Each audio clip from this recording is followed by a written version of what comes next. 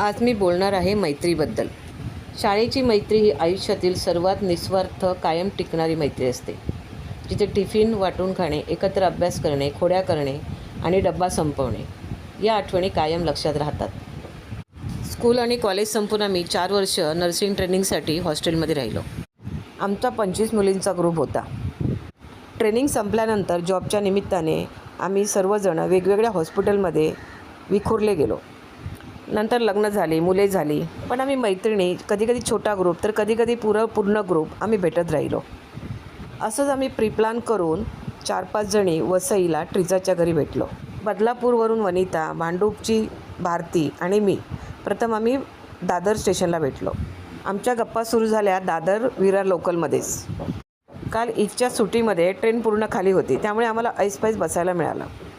तिघींनी घरातूनच काही बनवून आणलं होतं. ते मजाक मस्ती करत आम्ही ट्रेनमध्येच खाल्लं. ॲज पर प्लॅन वसईला उतरून मानव मंदिर जाणारी रिक्षा पकडली. स्टँडवर साधनाचे मिस्टर आम्हाला घ्यायला आले होते.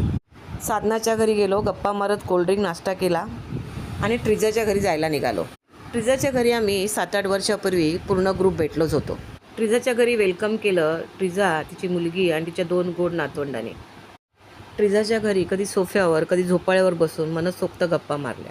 साधनाचे मिस्टर उत्तम फोटोग्राफर, त्यांनी आमचे सगळे इमोशन कॅप्चर केले. ट्रिजाच्या घरी परत भरपूर नाश्ता, कोल्ड्रिंक वगैरे प्यालो. ट्रिजा वसई गावात 3 मजली घरात राहते. तिच्या घराशेजारील झाडावरील शेवग्याच्या शेंगा आणि जाम आम्हाला भेट म्हणून दिले. Happiness as ever. जुन्या मैत्रिणींना भेटणे हा आनंद अनमोल आहे. कितीही काळ लोटला तरी त्यांना भेटल्यानंतर काहीच बदलले नाही असे वाटते. ते कळण्याच्या पलीकडचे नाते असून जुन्या आठवणीत उजाळा देत जीवनाला पुन्हा ताजेतवाने करते. त्यांच्यासोबत निखळ हसणे, गप्पा मारणे आणि जुन्या आठवणीत रमणे हा एक सर्वोत्तम आनंद आहे. जुन्या मैत्रिणी म्हणजे आयुष्याची खरी पुंजी. आमच्या गप्पा काही संपणाऱ्या नव्हत्या, पण आम्हाला पुश केलं भारतीने. मग शेवटी ट्रिजाच्या मुलीचा आणि नातवंडाचा निरोप घेऊन आम्ही घराबाहेर पडलो. साधनाच्या मिस्टरांनी परत आम्हाला हॉटेलमध्ये नेऊन खाऊ पिऊ घातलं. इतकेच नाही तर स्टेशनपर्यंत पोचवायला आले.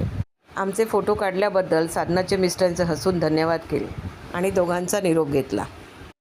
जुन्या मैत्रिणीच्या आठवणींची सुगंधी कुपी घेऊन आम्ही आपापल्या घरी गेलो.